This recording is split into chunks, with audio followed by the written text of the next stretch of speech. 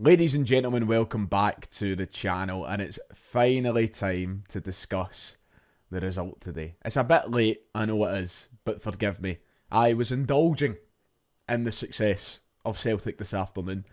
So, it's finally time to discuss Livingston 0, Celtic 3. So why don't we talk about that?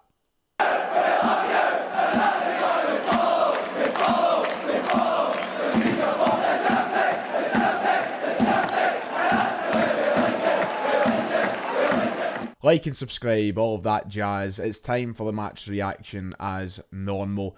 I know it's a bit later on than usual, but I'm sure you can forgive me. It's a massive, massive couple of weeks for Celtic. We head into the thick of it now, and we couldn't have started off the return from the international break in much better fashion. You could sit here and go, well, Ryan, we could have won 4-0, we could have won 5-0. But I would, if you offered me a 3-0 win at Livingston this afternoon, I would have chewed your hand off.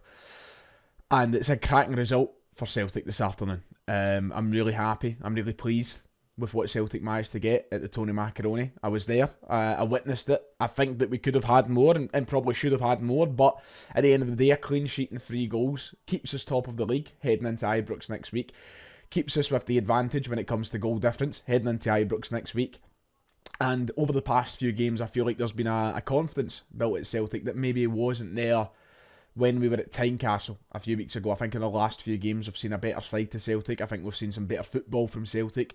Ultimately, I feel like we're heading into that game next week in a much better position than we could have been when you compare it to some of the situations we've been in this season. When you compare it to how we were post Tynecastle, how we were post dropping points so many times, I feel like there is actually a bit of football being played. I feel like we've been better, more clinical. It wasn't the perfect performance today by Celtic, by no stretch of the imagination. I'm not suggesting that Celtic were perfect today or were brilliant by any means. I just think that we're finally playing a bit better. And when you go to the Tony Macaroni, you never expect it to be a pleasant game in the eye. You never expect it to be the perfect performance. But that's twice this season we've went there, and that's twice we've kept a clean sheet, and twice that we've played very well. And it's a credit to the players, it's a credit to the coaches. We've been better than what we've seen in Brendan Rodgers' first tenure in charge of Celtic at the Tony Macaroni. So there is positives to take from this afternoon. We're going to try and cover it from start to finish. Ultimately, it's 3 points. And it puts us in a very, very strong position heading into Ibrox next week. We have the psychological advantage of being top of the table. We have the numerical advantage of being top of the table. It's win every game from here to the end of the season. We win every game from here on out, including the 2 that we have against Rangers. We're champions. Will it be done? Completely different question. But we've got to go a game at a time. And let's review what we've seen this afternoon. First half was the poorer half. There's no denying that. We went in to half-time 0-0 for a reason. But we were all over Livingston. We just didn't create enough opportunities. We were playing some really nice football, but we weren't getting the shots on goal. There was a couple in there. There was that one right at the end of the half where Kyogo had a chance saved by the goalkeeper. Or it went wide. I can't remember now. It was about quarter to 1 this afternoon. I'm recording this at quarter to fucking 11 at night. But, you know, we didn't create enough chances, but there was some really nice football played. And we've got to talk about the return of Rio Hatate and the difference that makes to Celtic. He looks so good, doesn't he? I mean, I'm not going to sit here and big him up big time for the performance today when he's playing Livingston of all teams who are relegated from the Scottish Premiership. But you've got to take the positives when you can. And the positive of today is he's back. He's back in the side and he's fit and he's raring to go. We have missed Rio Hatate so much, and you can see the difference that he makes when he comes back into the side. He is the beating heart of the Celtic midfield. And that is fact. You can watch this as an opposition supporter all you like, but you can't deny the quality that Rio Hatate possesses. I was shocked when I seen him in the starting 11 in the team announcement this morning. I didn't expect to see Rio Hatate thrown into the starting 11. But it was, and it was for all the right reasons. Get him the minutes in his legs. And I know I'm going to sound very hypocritical to the points that I was making in the match preview. I was like, oh, don't start him, don't play him, don't risk the injuries, bring him on for the last 10 or 20, and then he might be okay to go for Ibrox. In hindsight, that was poor judgment for myself. Brendan Rodgers made the right decision. He played him, he took the gamble, and it was worth it. Why? Because we've seen the quality that he brings into the Celtic side, and now we know that he's fit and he's ready to go for Ibrox. Because if he went out there today and he looked sluggish and he looked poor, we would have had that judgment. We would have been able to sit back and go, okay, maybe he's not ready for Ibrox. But after the performance today, I can sit here and say, yep, he's ready for Ibrox. And that's the reason that Brendan Rodgers played him today, to find out if he was ready for it. Because, put it this way, if we were struggling this afternoon against Livingston and Rio Hatate was having a bad game, if we went into half-time at 0-0, Brendan Rodgers could have hooked him. We could have brought in Paulo Bernardo, problem solved.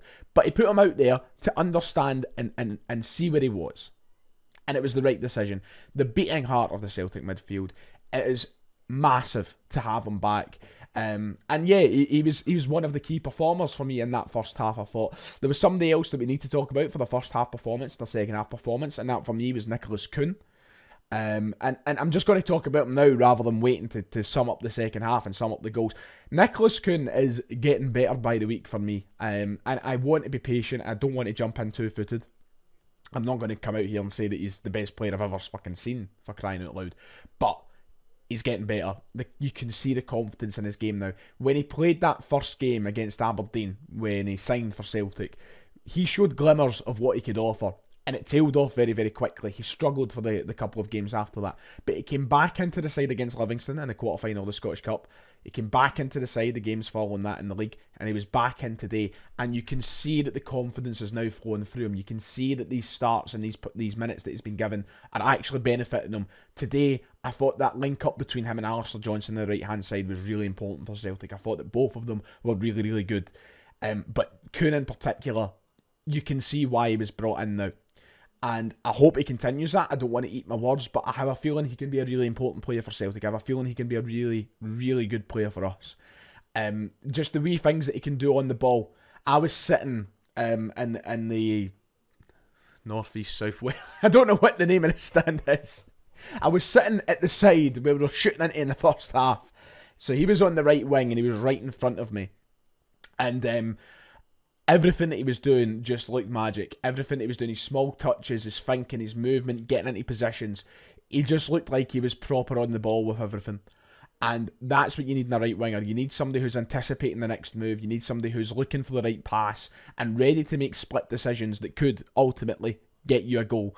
And I think that Nicholas Kuhn was doing a lot of that today.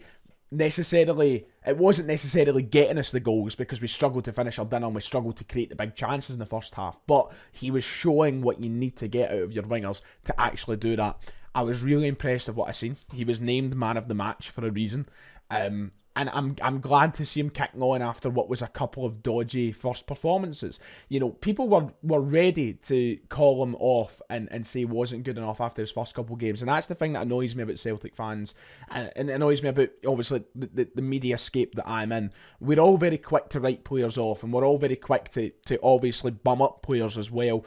But when you're patient and when you're willing to wait and anticipate the greatness that could come from some players, sometimes it pays off. The dividends come through, and Nicholas Kuhn for me today showed another performance, 3 or 4 games in the bounce now, that suggests that we do have a player in there. I'm not saying that he's going to be the right winger for Celtic to go on for years and years, but he's definitely a good option to have. I like what he has to offer. Him and Rio Hatate were the standouts for me in the first half this afternoon. Second half, that was where it all kicked off, wasn't it? We played much better from that first half performance. And listen, we played well enough in the first half to make that sound good for a change. Rather than saying that we were poor, we managed to go out and get the job done. The first goal is it's a weird one. I'm not going to get into it too much because it was an own goal, and a very weird one at that. Kind of rolled over the line. But it was what opened the floodgates for Celtic and started allowing us to play with a lot more freedom and without any reservations of maybe going a goal down to Livingston, because you've always got to be cautious of that. And I think there was maybe that tentative side of Celtic that were worried in case we did concede a goal and went behind. But we built on from what we got in that second half.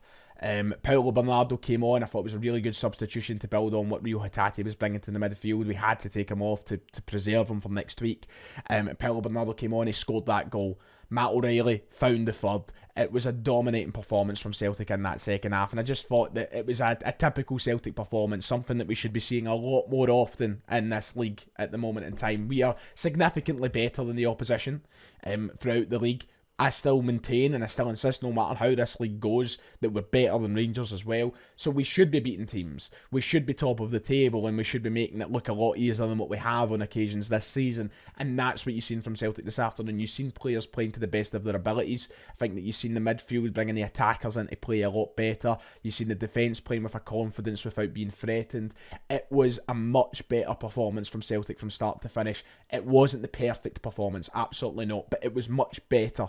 And that's what I expect to see from Celtic week in, week out. I mean, you look at the performance today compared to how we played against them in the quarter-final at Celtic Park when we were at home against Livingston, and we were far better today.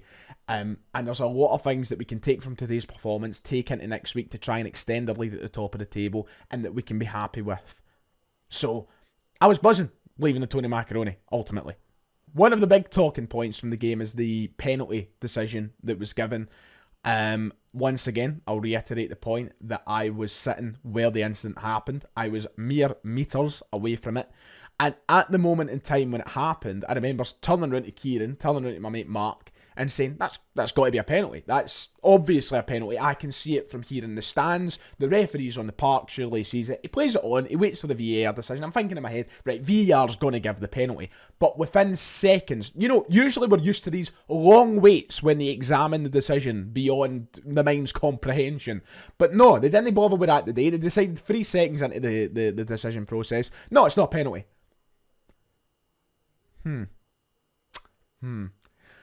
The standard of officiating clearly hasn't got better after Brendan Rodgers' suspension from the touchline this afternoon. A ridiculous decision in my eyes. I think it was a stone waller, but we kicked on. We found our goals. I think that everybody played well enough today. I can't really fault anybody's performances. I look at people like Iwata. I look at people like Johnson. I look at people like Ida, even who came on the park. I can't fault anybody. I can't. Everybody just chipped in well today. I'm looking forward to next week. That's going to come back to bite me. I'm going to get clipped when we get beat next week. No, listen. And Rangers fans will feel the same. There's no point in being in this game if you're not confident in your side. And I'm confident in Celtic. I'm confident in their abilities to go to Ibrox next week and win the game. If we don't, we don't. And I'm not going to cry about it. I'll face the challenge for what it is. I'll look at it and go, right, okay, we need to beat them at Celtic Park, and we need to hope for a bit of luck on our side as well. Right now, we are a point clear of Rangers. They have a game in hand, yes, of course. But bring it on. This is what football's all about at the end of the day, and I'm up for it. I'm not going to sit here and pretend that we're entitled to winning league titles. I'm up for the challenge. And going off today's performance, I'm excited for the challenge. I think we've got a lot better. I think you're finally seeing players gelling. Bring on Rangers next week. Right, I'm going to wrap it up there, but of course we'll dive more into it. I feel like I've not even scratched the surface with today's game, but I always rabble in these reactions, and I don't want to drag them out over 20-30 minutes because that's just unwatchable for you. Watch sports scene, see the highlights for yourself. We could have been better, there's no doubt about that, but I'm happy with what we got. Going to the Tony Macaroni for me is ultimately about winning the game, whether it's 1-0, 2-0, 3-0 or 10-0. I just want to win, and ultimately Celtic have won the game. I'm buzzing. And I'm going to my bed because I'm fucking knackered, right? So like and subscribe, and I'll see you all next time.